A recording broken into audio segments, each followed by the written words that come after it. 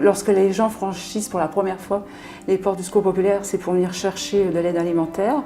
Après l'alimentaire apparaissent les questions du logement. Les questions de santé, la santé apparaissent bien derrière dans leurs priorités.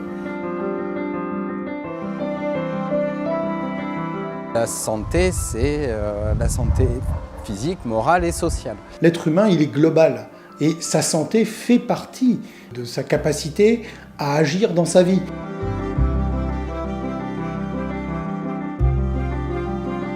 Quand une personne arrive au Secours populaire pour la première fois, elle vient souvent pour une aide alimentaire. Nous, pendant les permanences d'accueil, on vérifie par exemple l'accès aux droits, le renouvellement de la sécurité sociale.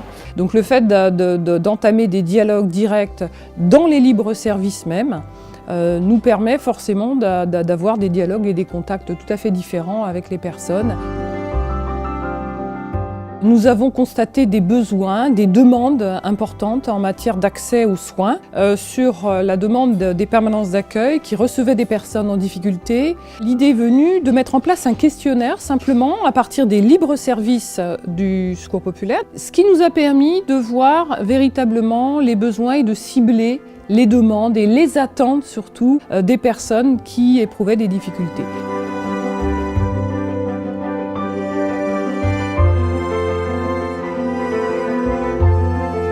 Et nous avons décidé de reconstituer une équipe santé avec des professionnels de santé bénévoles sous l'égide des médecins du Secours populaire. Nous avons identifié au sein de nos bénévoles des professionnels du secteur sanitaire, médico-social. On a effectivement une permanence hebdomadaire qui nous permet de recevoir les personnes qui ont une grosse problématique santé et de voir avec elles et avec un médecin de quelle façon est-ce qu'on peut accompagner les personnes jusqu'à évidemment l'aboutissement. Il y a des gens qu'on informe, il y a des gens qu'on oriente vers certaines spécialités, il y a des gens dont on débrouille la situation administrative. Ils me dirigent à des endroits où on a plus d'aide, quoi. Surtout pour la santé, là j'ai toutes mes dents à refaire.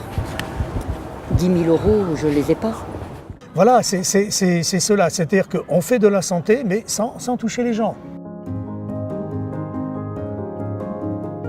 À partir donc d'un tube de dentifrice, d'une brosse à dents, on arrive assez facilement à parler de la santé globale des gens. Et une fois que ce contact est établi, on peut aller loin, donc on peut les pousser vers des dépistages, on peut les pousser, ce qui est très très intéressant, vers un bilan de santé global. Moi un jour on m'a dit, il y a un bilan de santé à l'île Pasteur, est-ce que vous voulez venir? Bon, je dis, écoutez, je viens. Notre maître mot, c'est vivre mieux plus longtemps. On vise beaucoup sur la prévention aujourd'hui. On sait que certaines personnes vont plus facilement venir à l'examen de prévention santé parce que c'est une structure qui est neutre. C'est pas le médecin de famille, c'est pas le médecin qu'on a l'habitude de faire. Et en plus, je dirais qu'on va faire un certain nombre d'examens qu'il ne faut pas faire systématiquement chez le médecin. Là, on a la possibilité, en une demi-journée, d'avoir un certain nombre de paramètres analysés. Ça serait bien que d'autres personnes puissent en faire autant que moi j'en ai fait aujourd'hui. Au moins, ils sont au courant sur leur santé et ils se porteront beaucoup mieux. Il y a beaucoup de personnes qui viennent nous voir avec une appréhension. Et quand ils s'en vont, c'est le sourire.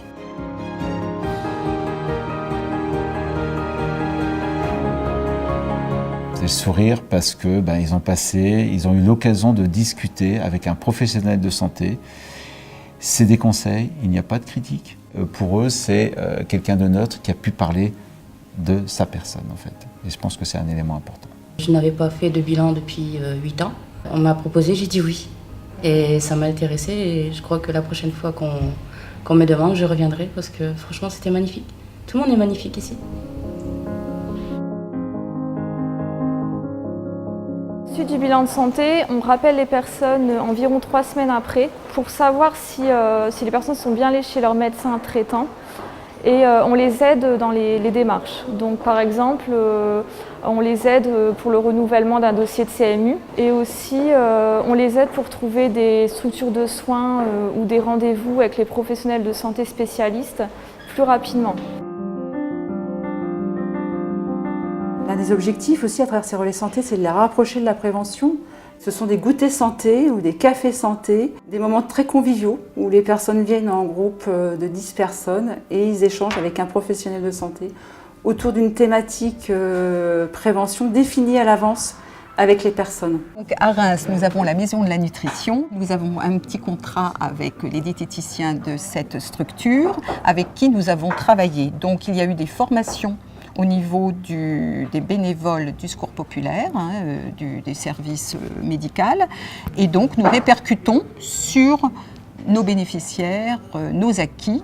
On peut d'une part agir directement en présentant les campagnes de dépistage aux personnes, au public, aux utilisateurs du Secours populaire. Et on peut par ailleurs, et c'est souvent ça, on le fait en amont, former les gens qui ont en charge la population du Secours populaire. En 2014, on pouvait recenser 2-3 relais santé. À ce jour, c'est 71 fédérations qui mènent des actions santé, dont 25 fédérations qui ont ouvert des relais santé. Nous avons pu développer les relais santé grâce au soutien de la Fondation GSK. L'année dernière, sur 9 fédérations pilotes soutenues par la Fondation GSK, il y a quand même eu 14 700 personnes qui ont pu bénéficier d'actions de prévention et de sensibilisation. C'est important, c'est les remettre dans le circuit de soins, de santé, quelque part. Quelque chose qui nous a paru extrêmement important dans leur projet, c'est de ne pas créer une offre de santé parallèle au système de santé existant, mais de permettre aux personnes d'aller vers un système de santé qui, en France, est performant. Je pense qu'une fédération, un comité ne peut pas se passer d'un relais santé.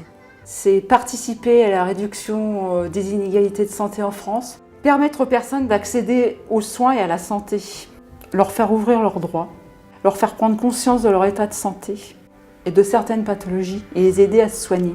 On n'est pas demandeur de reconnaissance ou de quoi que ce soit. On sait que ce qu'on fait est utile. On le sent tout de suite par le rapport qu'on a avec les gens. Ils se confient facilement. On sait qu'on a poussé plusieurs centaines de gens à accepter un contact avec un centre de médecine préventive qu'ils n'auraient peut-être pas fait sans une certaine insistance. Insistance bienveillante, patiente.